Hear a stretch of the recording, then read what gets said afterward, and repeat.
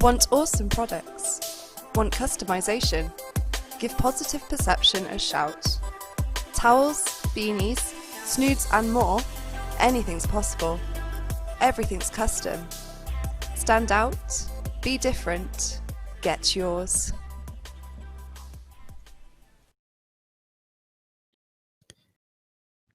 Good evening, ladies and gentlemen, and welcome to the 6th and final round of Season 2 GT4 on Simsport Racing, being held at the WeatherTech Raceway, Laguna, Seca. Good evening, it's Alex Goldschmidt and Steve Proudley once again here with you. And Steve, we're now, this is now 7 weeks. Obviously, we had a break, with the 12-hour Nürburgring. It looked like the virtual 3 hours of Silverstone. A big thank you to Jensen Team Rocket, the VRRC and MSL Motorsport Consultants who've helping us with that.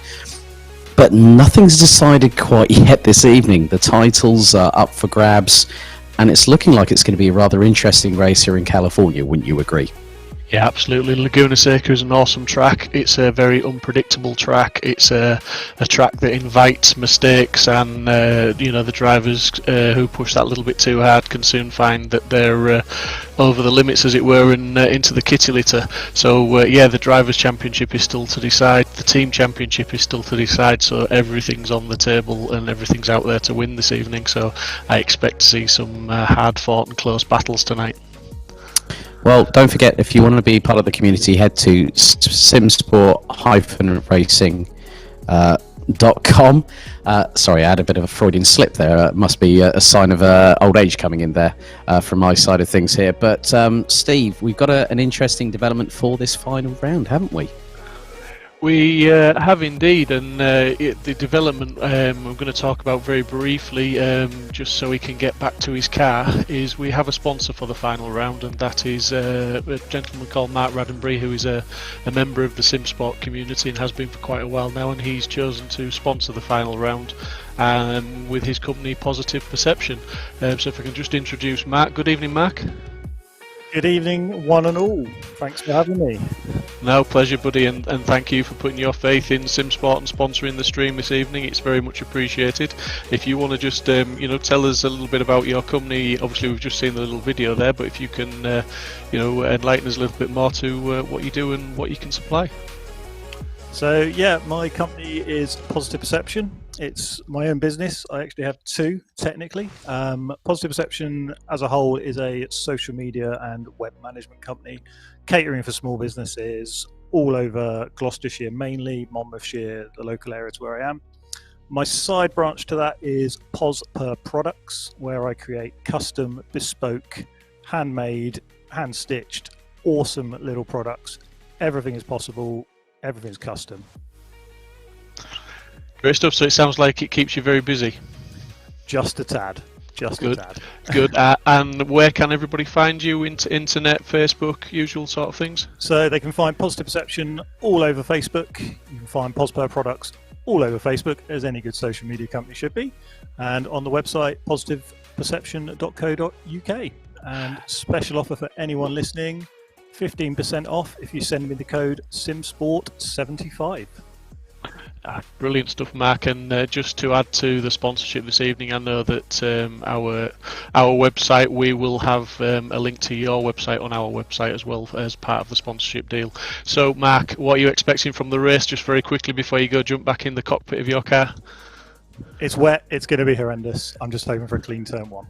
And you are in pole position.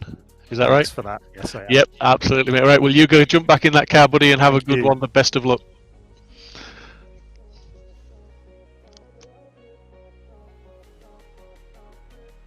So, straight from the horse's mouth there, that's the pole sitter, Mark Radenbury, sponsoring the stream tonight, and hopefully he can get from pole position through the first corner cleanly and make some headway. But I think it's going to be a tough battle tonight, Alex. Definitely. Let's have a look at the starting grid for the season finale. So it's Mark Radenbury in the number 75. That was a bit of a cheeky plug of his race number, wasn't it? On Perception, 75 there on the special offer. So if you want to get it, you better get it whilst it's hot. Richard Pixley alongside in the Ginetta. Then you've got Mark Neutlings and Niall Schlitter in the Mercedes and BMW on row 2. Emery and Isilovic row 3. Looks like you've got Ambro and Paspont, Mitchell and Martin rounding out the top 10. Then HF Impala A have a 13-point lead going into the season finale for the Teams Championship ahead of Simply Race. Mercado Racing on 108 points. Stephen Haley is just 5 points ahead of Daniel Jim. So it's the battle of the Aston Martins. And think of it this way, Steve. You know, you've got Tim Fulbrook and Michael Haffenden. They're rounding out top 4 in the 2 HF Impala A BMWs. They've been pretty impressive this season. But with Mark saying that it is wet and he's hoping for a clean first turn into the Andretti hairpin, and it is absolutely torrential. The spray rooster tails in the air. 45 minutes of racing here at Laguna Seca. And if I'm completely honest here, Steve, this is going to be an absolute slobber knocker, isn't it? It's almost as if we planned it. Look at that. It's absolutely awesome. And from where I'm sitting, don't worry. I mean, to be fair though, just on that championship battle, Stephen Haley leading by 5 points. If Daniel Jim finishing in the top 3, that is a 6 points gain on Steve Haley. So if Daniel Jim is in first, second, or third, Steve Haley has to beat him, even though he's got that 5 point lead, obviously. Also, there's a point for the fastest lap, so that could come into it as well. So there's a few different angles. Steve Haley cannot rest on that 5 point lead. He's going to have to keep a very close eye on Daniel Jim. The team championship, the hot news is that Michael Haffenden isn't racing this evening, so Tim Fulbrook is taking this battle on his own for the team honours. Yeah, the lone wolf in the HF Impala A crew really needing to get a wriggle on, and you know, at the end of the day, he's starting 15th. Aaron Walker's starting 14th. Daniel Jim, you see, is like 17th place. So yeah, it's going to be a tall order for Tim Fulbrook. But now it looks like they're coming around the final corner. So they push the accelerators to the floor here at Laguna Seca for the final round of Season 2 for GT4. Do we go green? Yes, we do. And it's a great start by Radenbury at the front of the field. Pixley, I think, is being caught by Mark Neuslings as they go down towards the Andretti hairpin for the first time. And there is one already taking out some of the marker boards as Richard Emery getting stuck in. Adam Isalovic not too far behind. Ranjith Kelsey, Andrew Ambrose, Stin Paspont, Reagan Mitchell, and there's a few drivers. It's looking like everyone's just managing to tippy-toey so far, but it looks like Radenbury is going to lose the lead very quickly, and that is to Richard Pixley in the number 7 Ginetta. So a good start from him, and then you've got, looks like Mark Neusling's just behind in the 666 Mercedes. Now this is where it's going to get really interesting, Steve, because when you have to tackle the corkscrew in the dry, it's fearsome enough. But in the rain, it's a completely different proposition altogether. Yeah, especially on these opening laps, they will just be feeling for the grip. I mean, obviously, every corner it will just be pushing it, and you know, lap on lap, they'll just push a little bit harder. And it'll be the ones that are brave but not stupid that will benefit in these first few laps. As you know, it's just looks torrential out there, and the track grip is going to be minimal as they're just going through the corkscrew now for the first time, as we suspected, just tiptoeing through there, but getting through fairly clean by the looks of it. Good move here by Mark Radenbury to keep ahead of Adam Isalovic as they now head towards the final couple of corners here at Laguna Seca. And Isalovic going round the outside of the number 75 Audi. That's brave, but it gives Isalovic the run coming out of the corner, then into the left-hander, which is going to put them on the start-finish straight to complete lap number 1. So at the moment is Pixley leading from Neuselings. Isalovic, and it looks like Emery is trying to close in as well. So Andrew Ambro has had a really good start in the Aston Martin as well. There's a bit of a barging fest there between door panels of both Emery and Kelsey. I think Richard Emery came off worse than that one as Mark Radenbury outbrakes himself into the Andretti hairpin. That allows Kelsey to get past, and here's Steve Haley.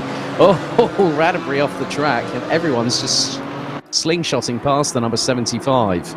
Yeah, it's looking like Haley's had his dream start really to the race. He's up into 9th as we're going back to a replay now. I believe this is the start of the first corner.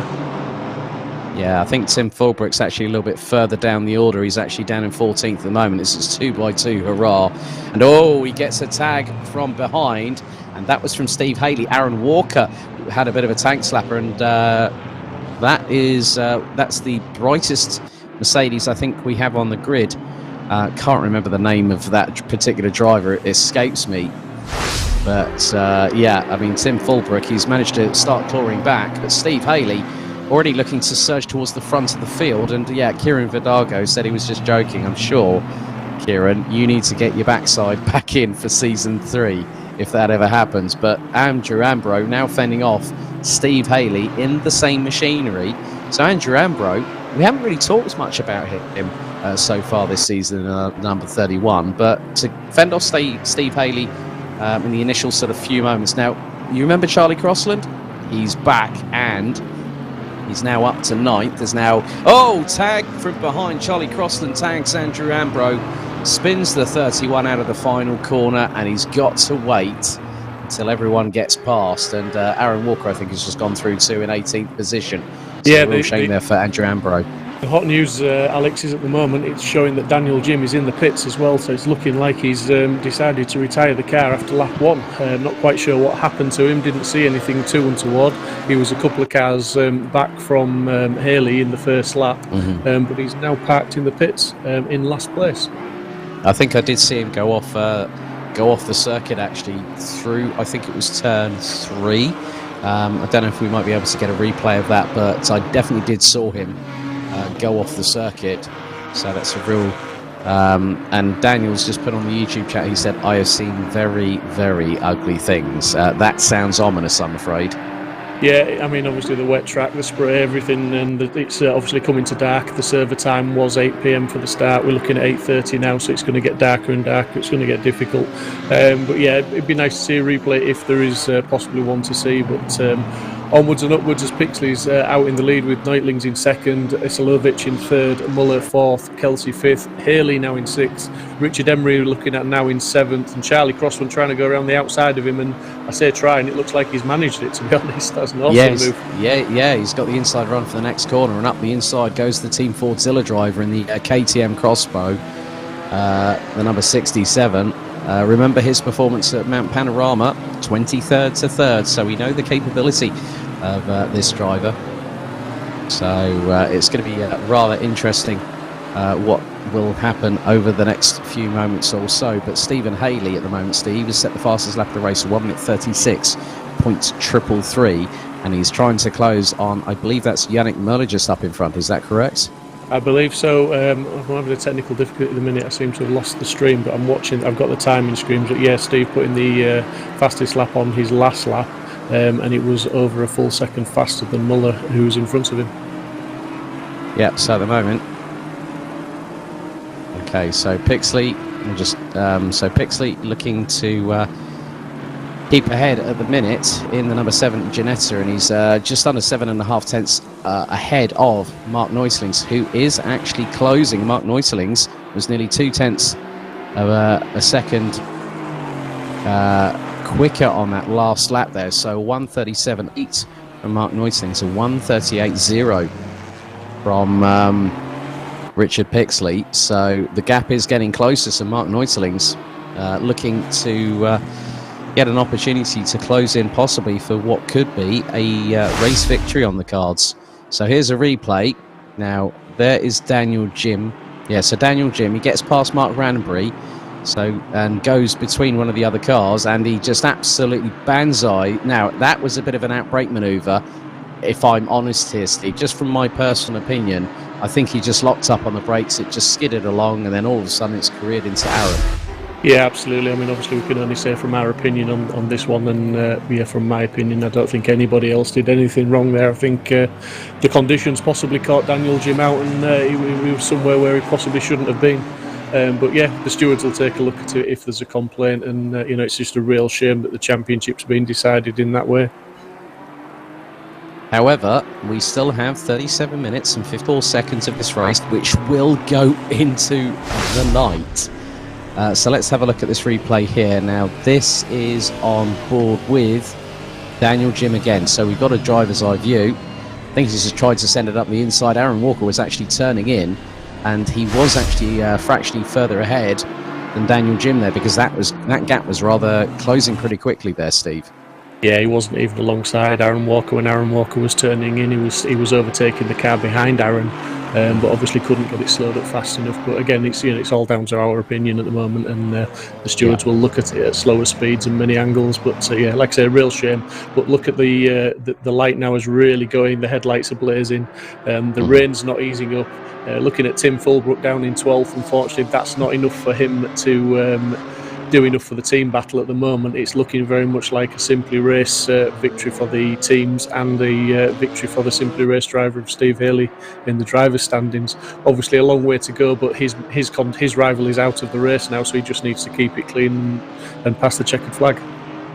Yep, and he's just over 1.4 seconds off of Adam Isalovic at the moment, so looks like he's actually brought that gap down to just over half a second. So Steve Haley absolutely flying, and what's more, Steve, he's put in a 1:35.958 on that last lap alone. Haley is absolutely on a charge here.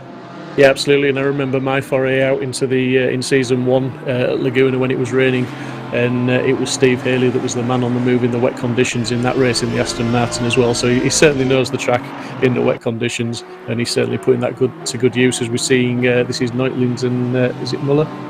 Yeah, Yannick Muller in the 143 Audi really does know where to pick his spots, and he's just got past Neutlings. And that was before the approach to the corkscrew, and now he's going to go hammer and tongs after Pixley, and Pixley is just under 0.3 of a second up the road, but it's even more fearsome. I've mentioned about how fearsome the corkscrew is twice in 2 successive sentences, but here's a third time.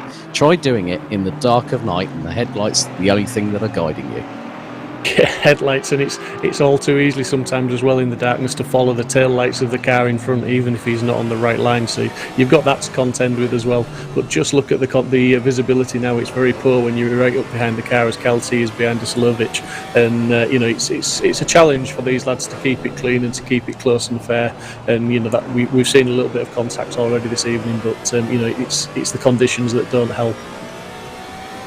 Yeah, very true. As we're on board with Ranjit Kelsey in the number 47 Porsche, the spray from the back rear tyres of Adam Isalovic's 111 Mercedes, and just on the inside you can see how slightly bumpy it is as well. As Yannick Muller looked up the inside there of Richard Pixley as we go on board the front bumper count of the Audi R8 GT4, the number 143. Yannick Muller has actually been quite a surprise this season, wouldn't you agree, Steve?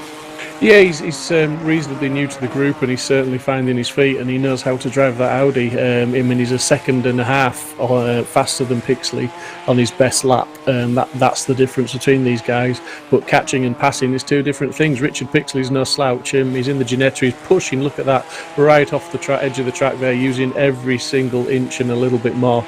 But Richard Pixley's not going to make it easy for him to pass. He just needs to keep hitting the braking points, not sort of cave under the pressure, as it were. Just drive those lines and not over defend. Just try and drive his own line, and it should be okay. It should turn into a good race between these 2.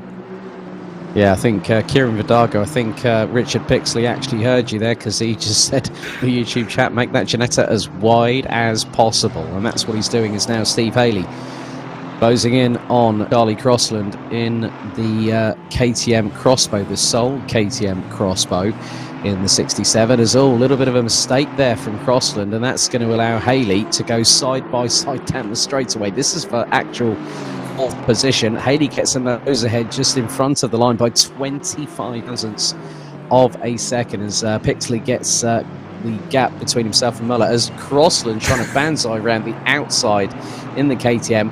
And in some respects, I can understand with the driving style, it's a bit like karting in some respects, that you try and take a wider line and you try to cut back in, but it doesn't work all the time, especially in these torrential wet weather conditions in the Salinas area of California here at WeatherTech Raceway Laguna Seca. Just over 32 minutes and 45 seconds of the season finale still to go, but Haley is pretty much romping away with it at the moment.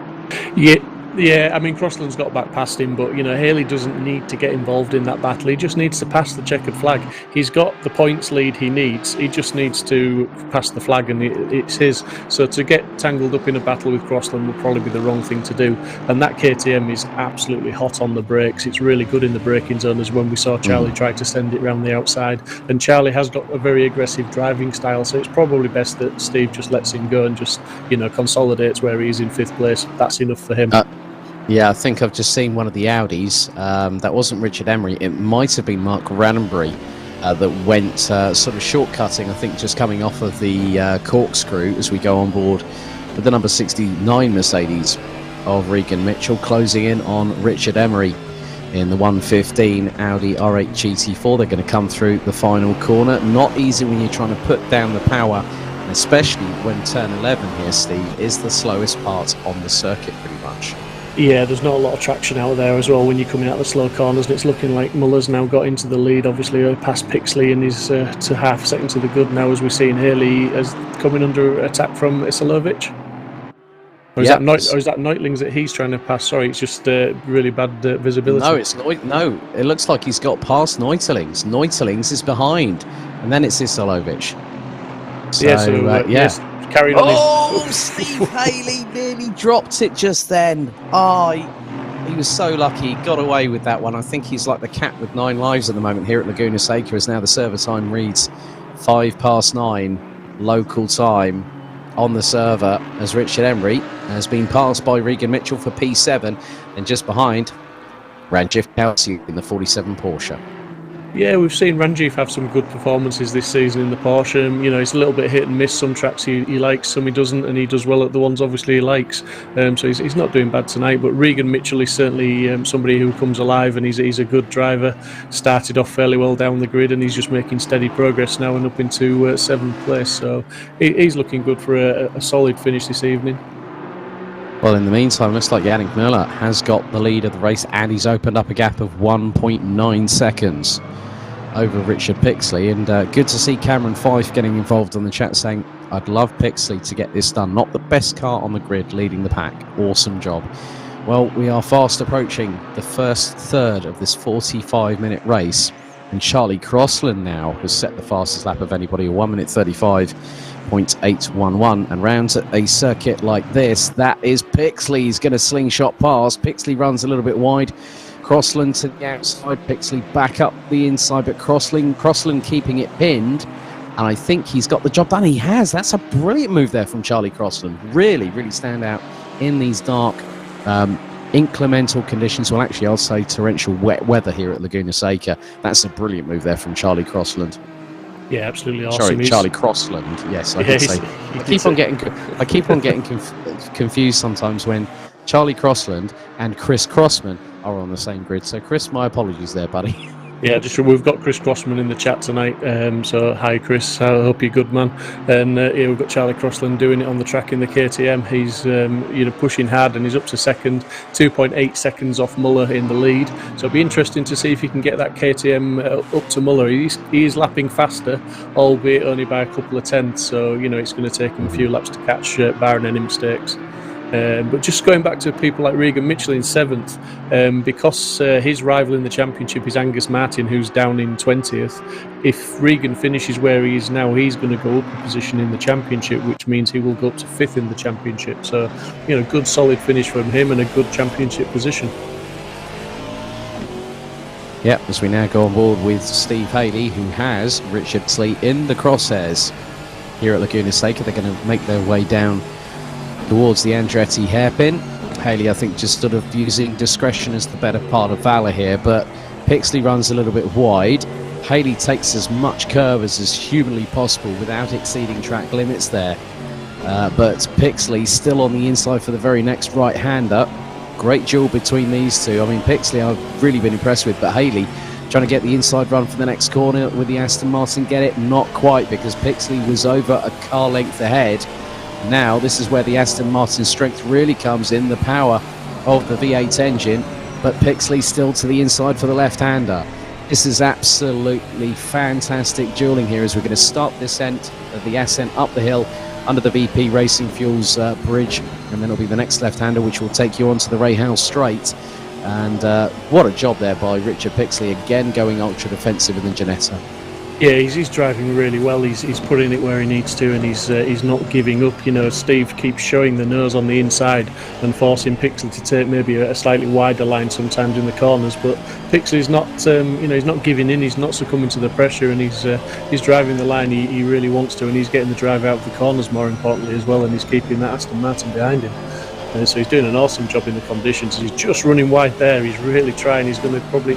He's doing the right thing. He's not even going defensive there because he realises that Steve's not going to chuck it up the inside. He can take his normal line, take the normal, and it's the quickest line. So why wouldn't you? Yeah. So we're on to lap number 12 of the race, and we're on board. Great camera shot here from Mike Yao, our broadcast director at who's from Simply Race. A big thank you to him for the great coverage, as always, here on the GT4 and the GT3 championships that we do here at simsport-racing.com, the place to race. But yeah, I mean, Pixley really still, I mean, yeah, I can completely understand. I mean, what Steve's going to do here is that he's just going to wait and see if Richard does make an unforced error. And when you factor in wet weather conditions here, Steve, that's where it can really go a bit Pete Tong. Yeah, it's all that a little bit easier to force someone into a mistake, and that's what we keep seeing Steve trying to do. Look, he's just showing his nose. He's trying to show Pixley's there, and obviously in the darkness, the headlights are more of a distraction as well. So it's raining, it's dark, the headlights, and the fact that he's got the championship leader up behind him now, and they're battling for that last step on the podium. It doesn't get much more pressure for Pixley, but he's handling it really well. It has to be said. He's been a good driver all season, and he's had some unfortunate contact from other drivers. So I'd like to see him on the podium tonight if possible, and it would be a great result for him. Yeah, I mean, they're, what is it? They're just over 4.5 seconds behind Charlie Crossland in the KTM Crossbow. As now Steve Haley, I think, has got the opportunity he needs, or does he? No, not quite. But no, Pixley got a little bit wide and squirrely, didn't he, coming out of that last corner, and it just nearly gave Steve the opportunity to look up the inside, but it's looking like he's going to try and maybe show his nose into the braking zone at T1. But Pixley's doing his best, he's doing his utmost not to, but I think he's got down the inside, so if Steve can get that stopped and turn now, which he's shown as previously he can, and indeed he has, and he's got that move done now, I don't think Pixley's going to recover from that one. I think Pixley definitely had a set of stones there to try and keep Steve Haley at bay, and I think that was definitely one of the squeaky bum moments of the season at the moment from my aspect as a commentator. Mark Radenbury we're on board with now in the number 75 Audi, currently running in 15th position ahead of Dave Hedges. Stin Paspon, Andrew Ambro, Colin Dunn and Angus Martin round out the top 20. But one of the biggest things that I've noticed here, obviously, we've been talking a lot about the driver's title here, Steve, but then the team's title, that's another factor that we've got to look at. Tim Fulbrook being the lone wolf, no assist from Michael Haffenden, unfortunately, because he's not able to make it this evening. But I have to give the HF Impala A guys credit that they have really, really shown their mettle. They came on board for season 1, tried the Ginettas, then came back for season 2, switched to the BMs, and it's really been a car that has played to their strengths. Yeah, they're great lads. I mean, obviously we all talk on Discord and we've had conversations with them, and I was talking to Tim last night, and it was just he just said it was they enjoy the racing so much. It doesn't matter what car they're in. They knew the Ginetta wasn't the most competitive last season, but they had good fun, and that's what it's all about for these guys. As we've seen someone off backwards onto the gravel there, I'm not quite sure who that was. Maybe was it Rich Smith? Maybe. But yeah, they enjoy the racing, and they're enjoying the racing tonight. And it's just a shame that Mr. Haffenden has to spend the week at Spa, 24 hours this week, and he couldn't join us to race. I'm not quite sure which one I'd have chosen. I think I might have come here to race, to be fair. But Tim said he was going to do his best. He knew it was a tall order, and unfortunately, the finishing positions as they are as well, it would mean that the Simply Race are going to win the team championship at the first time of asking for them. And it's also the first time that we've run a team championship in GT4s. Kieran Vidago, you definitely need to get back in this, mate. Come on. Next time. Make sure it happens. We want you back, buddy. Yeah, we know Kieran is definitely a sort of top 10, if not a top 6 contender when he's at the wheel of the GT4, especially the Mercedes. He's pretty good in that. So yeah, it'd be good to see Kieran back. So just over 22 and a half minutes remaining. We're still with Tim Fulbrook, who is running now in 10th place, and the lead between Yannick Müller and Charlie Crossland has dropped all the way down to just over 0.6 of a second. Stim Passpont in the 444 Ginetta. And here we are with Charlie Crossland. Last time around, he set the fastest lap of the race. He's going to try and go for the lead. Now, the Audi's going to have the grunt on the straights, but we know that the KTM is pretty epic through the twisty stuff. And 2 laps ago, he set the fastest lap of the race, 1 minute 35.733. And now he's running the back bumper of Yannick Müller going through the Andretti hairpin. This is going to really, really tell an interesting story towards the end of Season 2 of GT4 here on Simsport Racing. Yeah, it'll be interesting to see how Charlie attacks Yannick Müller now, because obviously, you know, he is quicker, but being quicker and catching is 2 different, and passing is 2 different things completely. You know, he's done the hard work of catching, and now the even harder work of passing comes in. As long as Yannick doesn't make any mistakes, we know how good that KTM is on the brakes. As we saw a few laps ago, as he tried to send it round the outside. They are coming up to lap some traffic now as well, so I see Muller's already flashing the lights, trying to make them aware that they're coming. But it's going to be difficult for Crossland, and I just hope he keeps his head and they don't have any contact at all. It's you know, let's keep it a clean race. Yeah, very true. As Yannick Müller takes a little bit of curb and then some, as they head down towards the far part of the circuit. I think they've just gone through Rainey's, and it is very rainy here at Laguna Seca. Sorry, just had to get that in there. But yeah, I mean, still about half a second. But look, on the brakes, Charlie Crossland is a lot, because he's got Müller as a marker post now. Effectively, that's his sort of way in which he can sort of gauge what Müller is going to do next of all. And I kind of agree with what Chris Crossman has just said in the YouTube chat, saying that I think Charlie will take him on track, but pretty certain he might have a penalty coming his way. Well, obviously, the penalty we leave to the stewards. As now Charlie Crossland, has he got the job done on Yannick Müller? He's spun, he's off. So this is Haley's chance to catch him back up as well now, as we see Haley there taking that position. So yeah, Haley up into second place now, so Crossland has got it all to do again. Well, also, Steve Haley is just 4.8 seconds behind, and that is Mark Radenbury, I believe, there in the number 75 Audi that Charlie Crossland has just passed. So Mark Radenbury down in 16th position. So Steve Haley, we know how quick he is, and obviously, you know, in the Aston Martin, he's done a really, really good job so far. But yeah, I think it's safe to say that Charlie Crossland has got a substantial amount of work to do as he makes his way through the corkscrew, as Steve Haley is now on his way through Rainey's, through towards the right-hander at turn 10, and the left at 11, as now Gavin Utley is trying to go door-to-door with Adam Misalovic going through into the corkscrew. Did that just happen? One of the cars has gone spiralling off. Two of them, and that is the pair of them. Tim Fulbrook has now gained 2 places up to 7th position, because Adam Misalovic and Gavin Utley banged at each other's door like a pair of petulant children battling over a swing in the playground, and they both came off badly.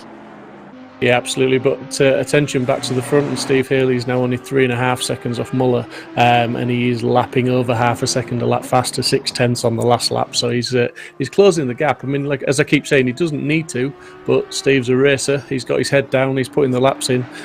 Maybe he will take the title on the top step of the podium. Well, we've got 18 minutes and 20 seconds to find that out, and with I mean, looking at the times, Yannick Müller did a 1:35.997, Steve Haley a 1:35.865. So Haley, you know, any racing driver, whether it be real life or virtual, will want to, if they're going to secure a title, they want to do it in the most emphatic way possible. And Steve Haley would love to do nothing more than just take the victory and secured both the drivers and the team titles for him and also for Simply Racers. Now we're going to see what happens. Now Utley goes towards the outside of Isalovic, and Isalovic, I don't know whether he saw him. No, that was just the slight... Didn't even know he was there, did he? He just took his more or less his usual line and just tapped the front end of Gavin. Neither of them were going to be turning left at that point. They were both going off to the right. Possible racing incident, I think, there, if I'm honest with you, but that's down to the stewards to decide. But Steve Haley now has got the gap down to just over 3.1 seconds. Let's just see now. Could change. 2.746, and he's put in the fastest lap of a 1:35.721 with just over 17 minutes on the clock. As you said, Steve, Mr. Haley, he is a racer. He's on the charge, and with that fastest lap, he took another 8/10 out of Muller's lead. Charlie Croston's last lap was a 36.7, so he was a full second slower than Haley and slower than Muller as well. So he's not gaining on the guys now. He's going to need to really recompose himself and get his head down if he does want to challenge for second or even first place. This is just a replay. Yeah, this is just a replay we've seen of Isalovic and Utley, and Isalovic's right front smacks into the barriers as a result of that contact. So yeah, I think that was just a case that Adam didn't know that Gavin was there, and they both went spiralling off the track, and it looked like Adam's front end is a little bit worse off. Yeah, absolutely. It picked up a lot of damage from that, I would imagine, and obviously as if he didn't need it, but in these conditions it's not going to help his handling at all.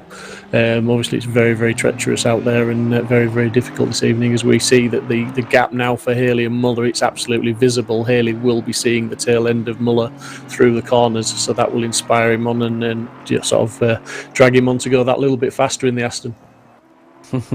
I'm waiting for these fastest lap times from Steve Haley to double again. I think he must be having more accelerated heart rates than anybody else on the grid at the moment, because what you don't do coming out of turn 10 is go a little bit further off the curves and the back end steps out, because that was very, very, very close to Steve Haley. Actually, as Dave Hedges even has a tank slapper on the approach up the hill. Oh my goodness, it's getting worse out there, it looks like it, because the spray is coming back to the vehicles, the wipers are on, it's dark, it's nearly 10 o'clock local time on the server. I mean, the unpredictability factor, in the words of Spinal Tap, has just gone up to volume number 11 here, Steve. Yeah, as we saw, I don't know if the viewers noticed that, but in Hedges' rearview mirror, then Passpont came very, very close to him out of the corkscrew. It was, I certainly held my breath for a split second as I saw those headlights looming, but no harm, no foul. Oh, Haley's got the lead. Haley has got the lead from Muller. He's got it with just over. He got it just before the 15-minute mark left to go on the clock.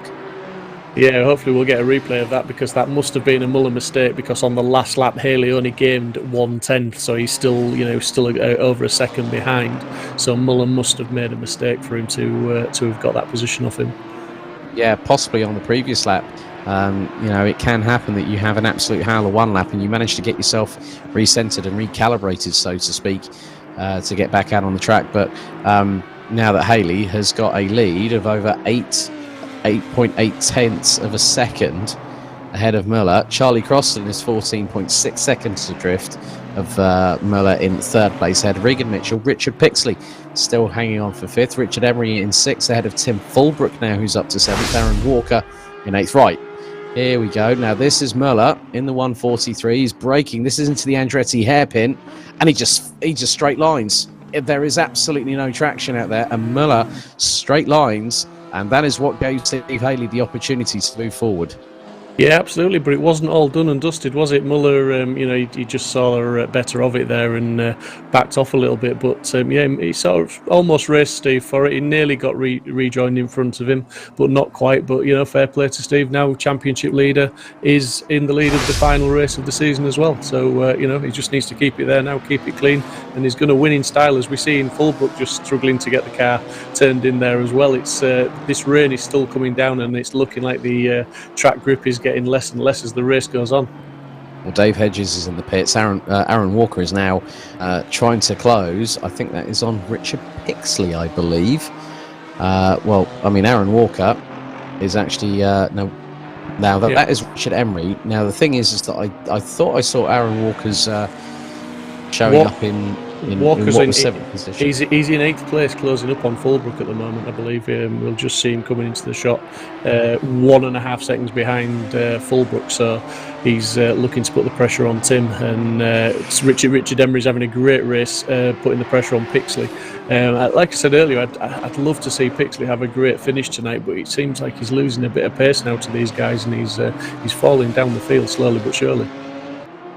I think the Audi has been a strong car around here at Laguna Seca. I mean, you know, with the fact that the BMW, I mean, Tim Fulbrook being one of 2 BMWs, because they've got the HF Impala with AMR Racing, Angus Martin's car, in the 863 down in 17th. You know, the BMW hasn't been the car of choice. As Richard Emery goes a little bit wide towards the outside of 1011, is now a little bit further back. You've got a bit of a ding-dong battle there, and I think Aaron Walker is involved with that. And there's Tim Fulbrook up the inside of Richard Emery, through into the Andretti hairpin. Does the BMW manage to pull it onto the anchors? He does, and gets the inside line. And I think Richard Pixley, he's had an off-track moment, and now Aaron Walker's gone up the inside for 7th place. Yeah, Pixley. Shame for Rich Pixley. As we were watching the battle with Fulbrook and Emery, I saw Pixley shoot off in the background. He just literally outbraked himself and ran very deep into the hairpin, which allowed Walker to go through, and he's up behind Richard Emery now. So Emery's been battling with Fulbrook, and he's going to have Walker on his tail very, very quickly, I think. Martin Oyson. Pixley's hit the wall.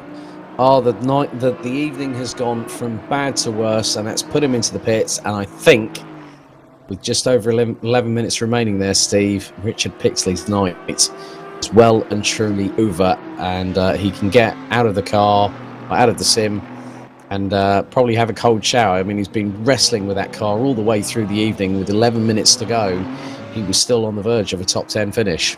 Yeah, absolutely. I mean, you know, it's the last round of the season. It's time to reset, and we'll be having an announcement about GT4 Season 3 at the end of this stream. So, you know, don't lose heart, boys. Reset, and we'll start all over again very, very soon. Yes.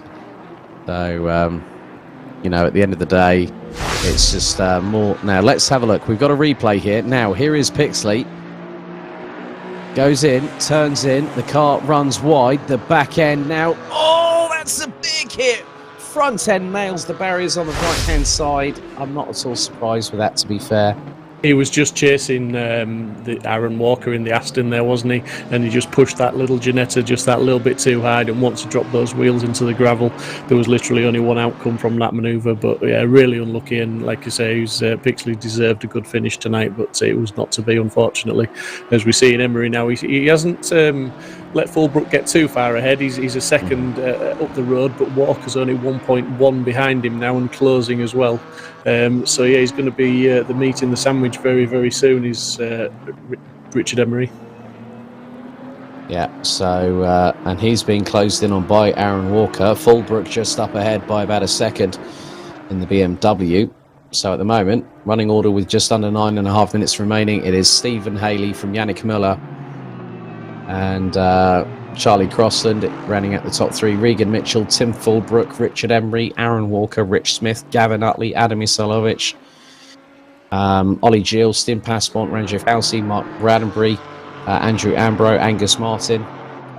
Thank you very much to Daniel Parker for just mentioning to us that his wheel disconnected and then the game crashed. That's what caused his off-track excursion. And I thought that might have been a bit uncharacteristic from Rich there, Steve. Yeah, definitely. I mean, he was on the gravel coming out of that corner, so I'm guessing the wheel maybe disconnected after when he hit the wall. I'm not quite sure, but yeah, it was okay when he came through that corner following Walker by the looks of it. It's just that he dropped the wheels into the sand. Unless, of course, he's turned to page 86 of the driver's handbook of excuses. I'm not quite sure. Maybe that's where that's come from. You probably. That was a bit of a low blow there, Steve. I'm glad you said that. I'm glad you said that. That, not me. But we still have 8 minutes and 20 seconds of this race still remaining. We're down to 17 drivers at the moment as we're on board with Aaron Walker trying to chase down Rich Emery in the 115 Audi. And there is Gavin Utley, who is now in what is, I think, effectively 10th position. But yeah, still a lot of this race still to go Fulbrook's here, run Steve. wide there. Fullbrook run really wide, and Emery followed him, which has allowed Walker to get almost alongside. I don't think he's quite far enough. He is. He's alongside, and he's getting the move done. So Walker's past Emery and up behind Fullbrook. Literally, Fullbrook wide when I can speak, ran wide into the corner, and Emery followed him. You know what? It's been it feels like Monty Python is definitely in the commentary box this evening. The spirit of John Cleese very much with us at the moment. But I digress. Yeah, but I mean, just back to the front, Haley's doing enough. The gap is now sort of a steady 2.2 seconds. He's not doing anything silly. He's not setting the fastest laps of the race anymore. He's got the lead. He's where he wants to be. He's settled down, and he's just doing the laps as he needs to, and keeping that gap at 2.2 as we see Walker. Walker's off of the final corner. Oh my goodness me! It is really not getting any better out there. Andrew Ambro now in the pits as well, so it looks like we're down to 16 drivers. But Aaron Walker, he definitely had one of his lives definitely taken away from him in the number 1 Aston Martin coming out of the final corner. He literally just really ran wide there. As Utley now trying to close on Ollie Gill. Is he going to possibly get the move done up the inside through into the Andretti hairpin? It's going to be tight between the two cars. But Utley, no, I don't think he's... Well, he has. He powered out of the corner better there. He got the traction down. In comparison with Ollie Gill, he's going to have the run for the next right-hander. But that was very close indeed. I think Gavin Utley had a little bit of snap-on oversteer going through that corner. Ollie Gill tries to resend it back up the inside, but Utley keeps in front for 10th. Great job there by both drivers. Yeah, and it's looking like Charlie Crossland's been using this. Ollie Gill sends it back up the inside there, no question, but ran too deep, and Gav Utley's going to take that position straight back. So yeah, those two, that's not over by any means, that fight. But yeah, Crossland, I think, used up another 1 or 2 of his lives as the gap to Muller's now up to 13 seconds. So he's had some more excursions, and Reagan Mitchell is now 5 seconds behind Crossland. Yeah, it's now Aaron Walker trying to go toe-to-toe, door-to-door with Rich Emery. And the number 1 Aston Martin gets ahead for 6th place as they now break into the left-hander. It's just so difficult to sort of see what happens, especially with the fact the server's now running at nearly 10:30 in the evening. We've got just over 5 minutes of the race remaining. Aaron Walker, I mean, irrespective of where Aaron finishes, I mean, he's obviously just playing the team game because the defending champion, he will lose the number 1 after this evening's race here at Laguna Seca. But I must be completely honest, despite the fact that he hasn't been with us for every single round here, Steve, he still has put in the work rate nevertheless. Oh yeah, Aaron, he always does. He's 110% driver. Is Aaron whenever he's attending, he's practicing, he puts the effort in. And the reason most of the time, if he's not racing, it's because he's organising something behind the scenes as one of the admin at Simsport. So yeah, he's 110% effort all the time. And let's not forget, as we've mentioned so many times, he's driving for the team championship as well, which is looking very secure in the hands of the Simply Race drivers as it stands at the moment.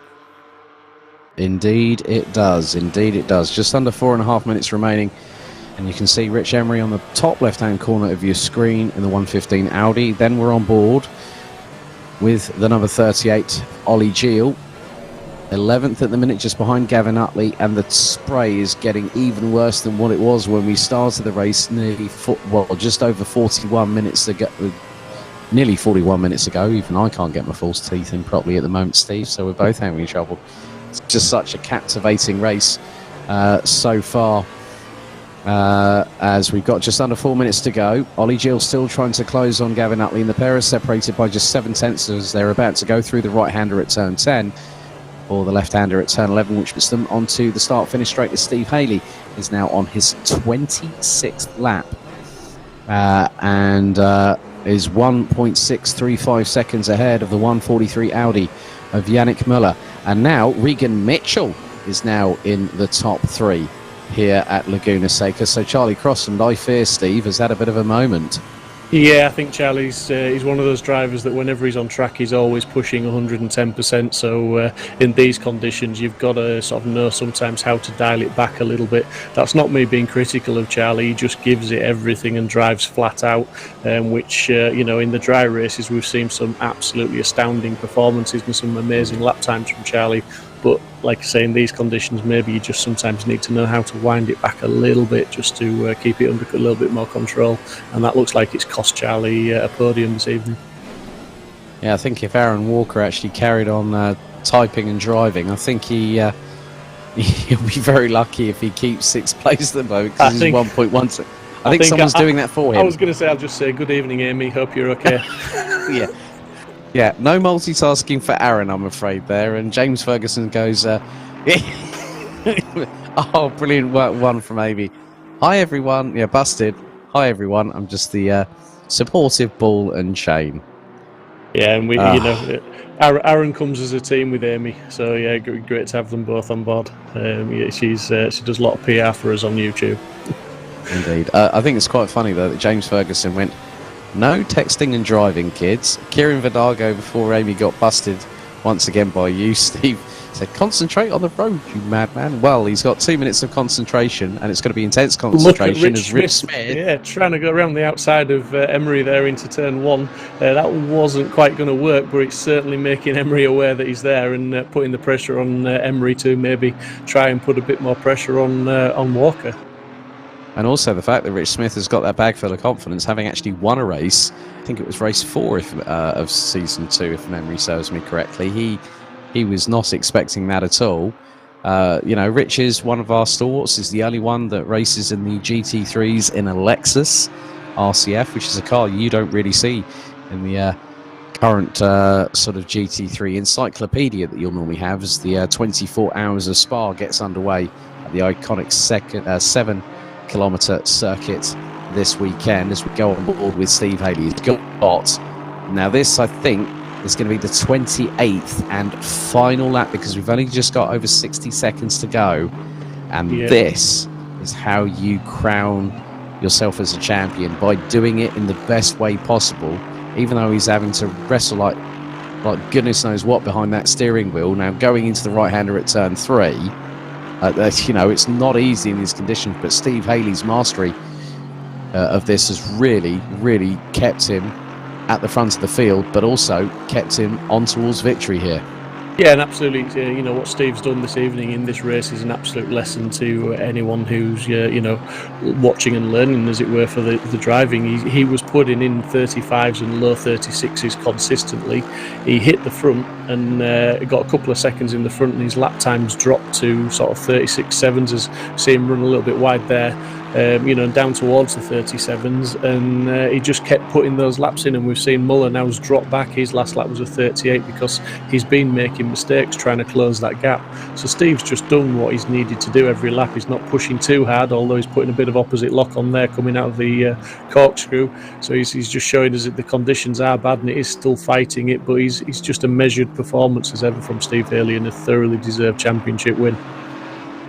So now Steve Haley, I think, has got one more corner to negotiate round the final turn, and getting himself not just the opportunity to take the championship, he secured victory for himself at Laguna Seca. It is Steve Haley, your GT4 Season 2 Drivers' Champion, and as a result of that simply race, take the team's title. Yannick Müller, and he's just pinned it on the wall, has he?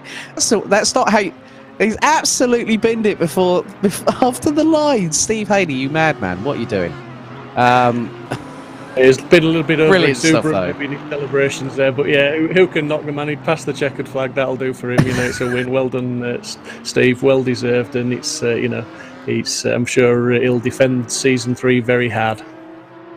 Yes, indeed. So Yannick Müller takes second. Reagan Mitchell in the 69 Mercedes takes third place. That is your top 3. Charlie Crossland in the number 67 KTM from Team Fordzilla rounds out the top 4, with Tim Fulbrook having gotten himself to 5th place at the end of it all, ahead of the now outgoing Season 1 champion of Aaron Walker. Rich Emery holds on to 7th. Rich Smith with one of the most brazen overtakes in the dying stages on Rich Emery in the 76 Porsche, takes 8th ahead of Adam Isolovic, with Ollie Geel rounding out the top 10. Gavin Utley, Stijn Pasmont, Ranjith Kelsey, Mark Radenbury, Angus Martin round out the top 15 ahead of Dunn, and it looks like Ambro and Hedges will round out the 18 strong. However, they both finish 6 laps off of the leader. Here's Ranjith Kelsey. He takes the line and secures 13th. But what a job by Steve Haley, but also what a job by Yannick Müller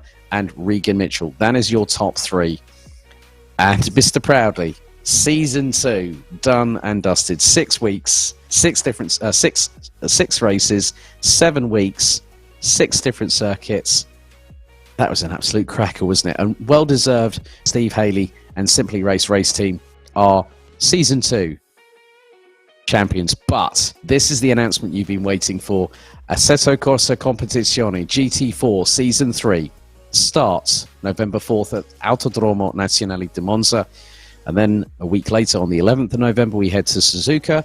Then it's the Nürburgring on the 18th of November for round 3, the halfway point. Then it's the home of British Motorsport, Silverstone, the 25th. Then it's Spa-Francorchamps, and rounding out the season 3 calendar on the 9th of December is Brands Hatch. What's more, it is going to be a top 15 reverse grid. So, Steve, correct me if I'm wrong, but we will have an initial qualifying session for the first round at Monza, and then after that, it's top 15 reverse grids all the way, isn't it? Yeah, so as you say, qualifying session for Monza, then top 15 reverse grid based on the reverse finishing results of the previous round, and if you're not in the top 15, you'll start on the grid where you finish the last race. So it should just make it a little bit more interesting. It gives the midfield something to fight for, so if you're in 16th, 17th, 18th or 19th, you've got your eye on that 15th position because it gives you an opportunity to start on pole position. So it might just spice it up a little bit more, and it's just Simsport being progressive again from where we are now. So yeah, it should be exciting. As the just to mention the contributors, the guys who donate to Simsport to keep the community running, those are the guys that have chosen the tracks as well for this championship. So it's community-based, community choices on the tracks. So you can't hold the admins responsible when the drivers say they don't like the tracks. Very, very true. And apparently sign-ups will hopefully be live for this weekend.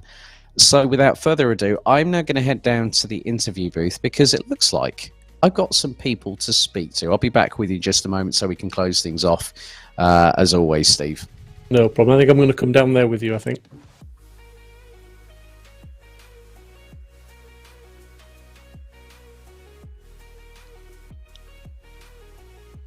Right, well, first things first. So congratulations, Yannick Müller, a second place finish.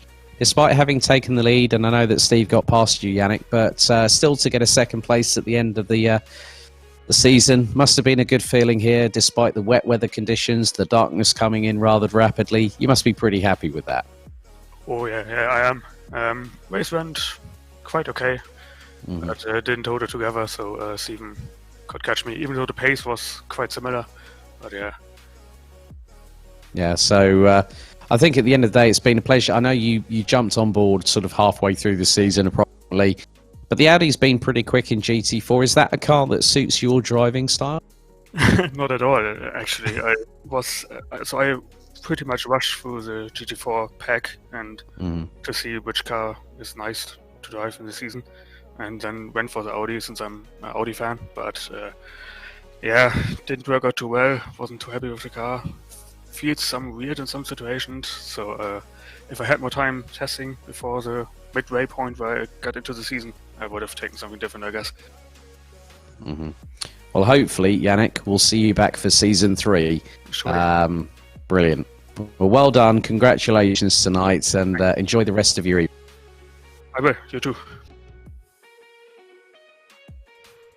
Right, okay, let's see if we can speak to one of our other drivers, and it looks like we've got our third place driver, Reagan Mitchell, in number 69 Mercedes. Reagan, congratulations on a third place finish for the season finale here. Obviously, good to see you in something different apart from you were the only one in season 1 to go for the Maserati. but to change to the Mercedes was a bit of an inspired choice, but it hasn't been all sunshine and rainbows in Season 2, has it, for you? No, I don't think I've been very lucky. Even turn 1 this race, I ended up at the back. So I wasn't expecting a podium at all, but I did manage to pull it back, which is very good. And obviously now we've got the announcement that Season 3 is... you looking forward to that one?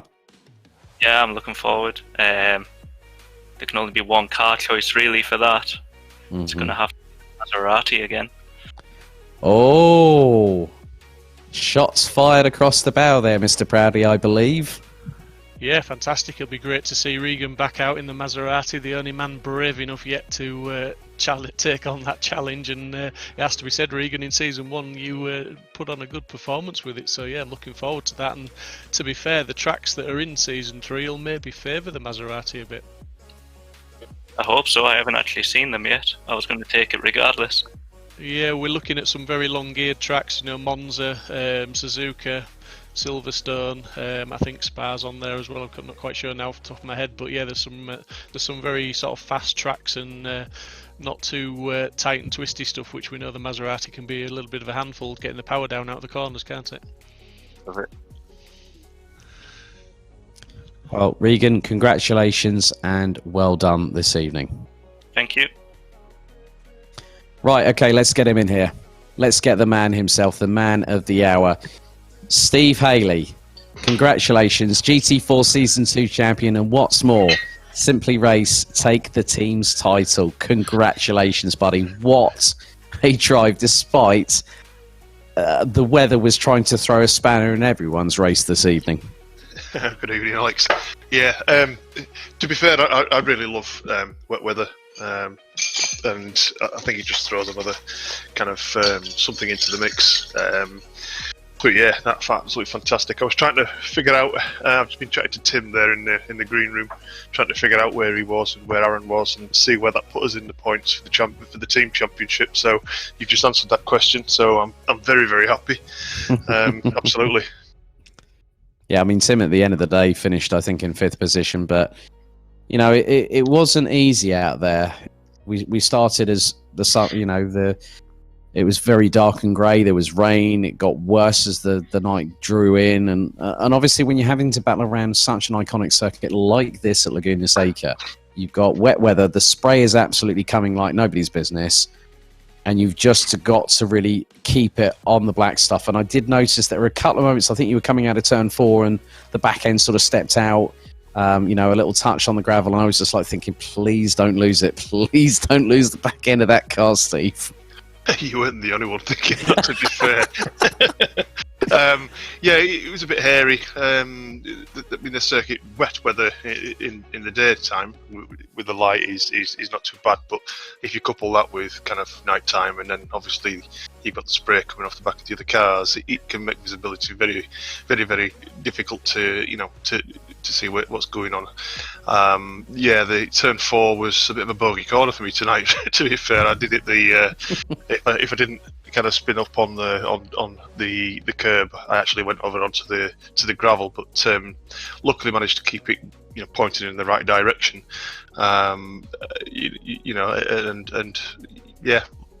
Yep, it was all good. I think all good. I had to up the traction control after that point, and try to keep hold of it, keep on the black stuff, as you said. Yeah, it was really good to see some of the opposite lock, and it looked like you were driving a pretty much a measured race though, Steve. I was sort of saying to Alex and to the viewers as they were watching, you were really putting those lap times in, and it looked like you definitely wanted that top step. But once you got in the lead, it sort of almost like it just eases off that little bit. You knew what you needed to do, really, didn't you? And you did it very well. Although when we were on board with you, as I say, there was quite a bit of opposite lock through some of the corners, which was interesting to say the least. I think obviously once I got kind of towards the front end of the grid and I realised Daniel weren't that close behind, at the end of the day I had to make sure that I kind of came in front of Daniel basically, once I'd realised that Daniel were no longer there, unfortunately, I mean it would have been a better fight if we'd have been kind of if we'd have been fighting and Daniel would have finished. I would have preferred it that way personally, but once I was in the lead, and I think Yannick was got past Yannick, and tended to enjoy myself a little bit. But not too much though, because obviously you showboat too much and you get bitten, and you could lose a lot of places. Yeah, absolutely, mate. And just all that's left to say, really, mate, is well done, and bring on season 3, because I'm sure you're going to defend the title every bit as hard as you fought to win it this season, aren't you? Absolutely, yeah. I think Aaron and I will be going ahead, and hopefully we'll be re-signing for Simply Race. And taking them to another second consecutive constructors championship with a bit of luck, if they'll have us, that is. So we'll see how the talks pan out. and just one last question based on season 3. Then, any idea what car you'll be defending in? I think Aaron and I we have spoke together, and I think the car of choice may shock some people. I think Maserati. It won't be a Porsche. it won't be a Porsche, and it won't be an Aston. And I've done a race in the Maserati, and I don't fancy that, to be fair. So definitely not the Maserati. So there's a few more to get at. I was going to say you've been pretty guarded, and I think I could have an educated guess, but I'm not going to spoil the surprise for everybody else out there. So we'll wait to see what you start practicing and what you turn up to round 1 in. So thank you very much, Steve, and well done, buddy. No, thank you very much, and thank you to the guys and everybody who took part in the season 2 championship. It's been an absolutely wonderful championship to take part in, and the guys are fantastic. And congrats to everybody. But if you just want to stay there, mate, I think Tim Fulbrook wants to come in for a chat. So obviously, yes. HF Impala will bring Tim up in the runners-up spot for the team championship. No worries, mate. Good evening, Tim. Good evening. You battled alone this evening, as we knew you would do. You battled hard, mate, and you had a difficult start to the race, but credit to you, as always, you HF Impala boys, you never give up the fight, do you? And you had a respectable finish in the end.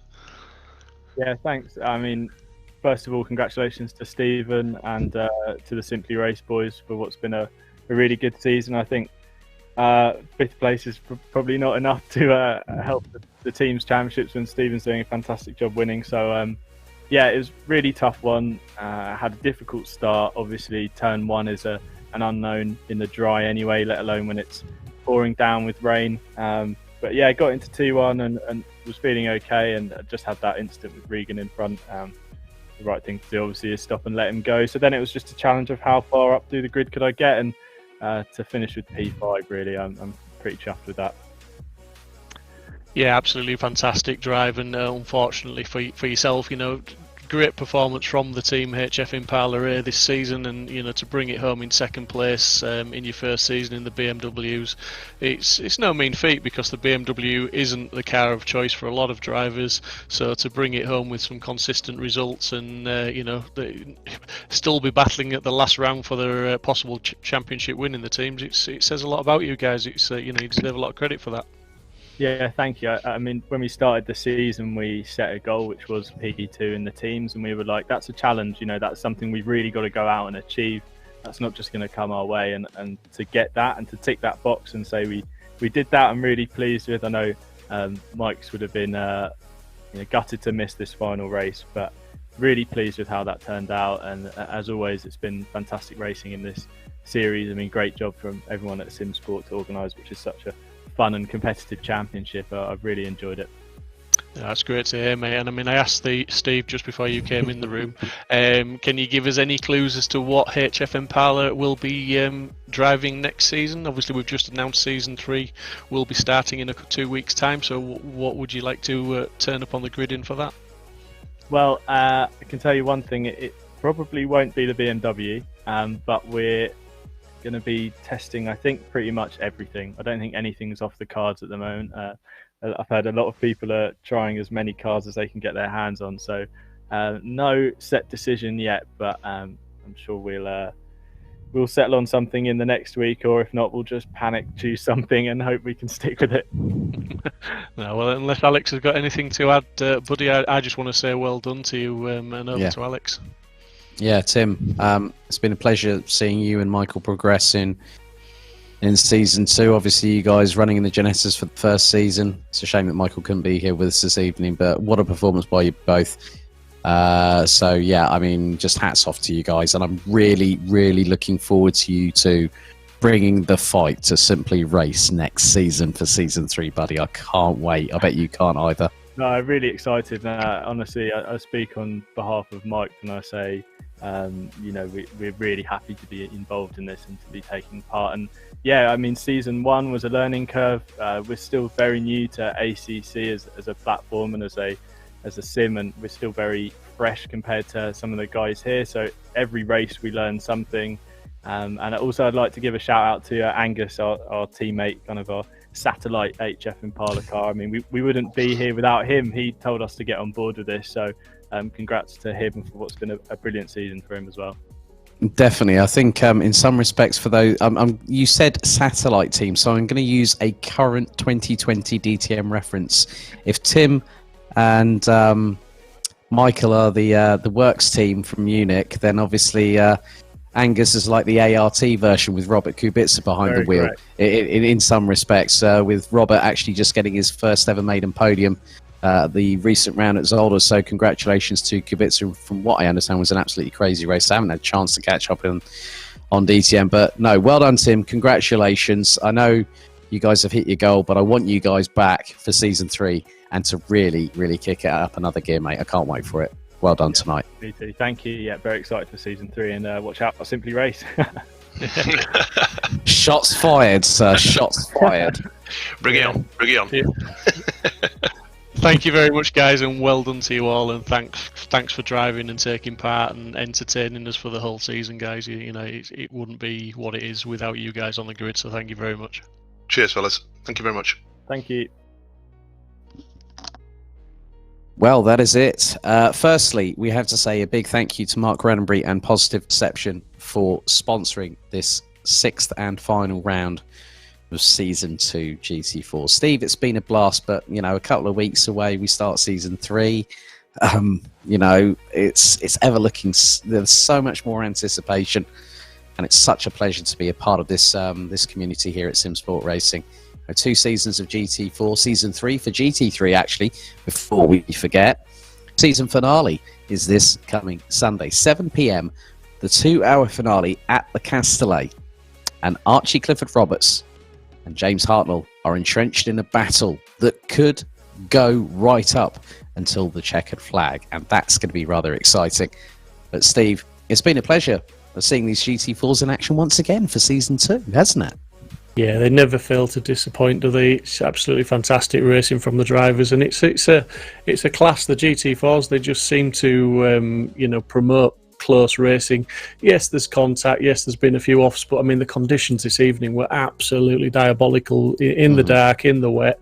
It wasn't bad driving. It was just low traction and torrential rain. So absolutely fantastic driving from the guys. Brilliant racing and very, very competitive for both team and drivers' championships to come down to the last round. Could go either way. I mean that speaks volumes for the championship. In season 3, I'm hoping the Drivers' Championship will go down to the last round, but may have 3 or 4 drivers fighting for it. Same for the Team Championships. I think this series promotes itself. So anyone that's watching, anyone that wants to get involved, www.simsport-racing.com. Look for our Discord link, jump in there. The sign-up will be live this weekend. Even if you just jump in to have a go on the servers and just practice and see how you fare, you don't have to commit to signing up. You can just have a practice and see if you can pick up some tips from the boys, and who knows, next season you could be on the grid racing with these guys. Definitely. So come on, and we will welcome you here to Simsport Racing with open arms, the place to race. What a fantastic season 2 for GT4. A new champion in the form of Steve Haley, our inaugural team champions through Simply Race Racing Team, with Steve Haley and Aaron Walker taking all the glory here at Laguna Seca. So we're going to now sign off. That is it from myself, Alex Goldschmidt, and Steve Proudly, your official commentators here at Simsport Racing. And before we go, we'd like to leave you with a little message courtesy of the sponsor of this round, Positive Perception. Thank you very much for watching, and above all, stay safe and take care. Have a good evening.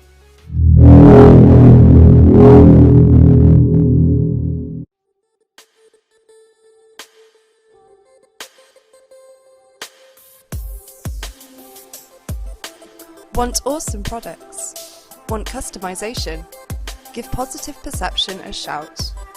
Towels, beanies, snoods and more, anything's possible. Everything's custom. Stand out, be different, get yours.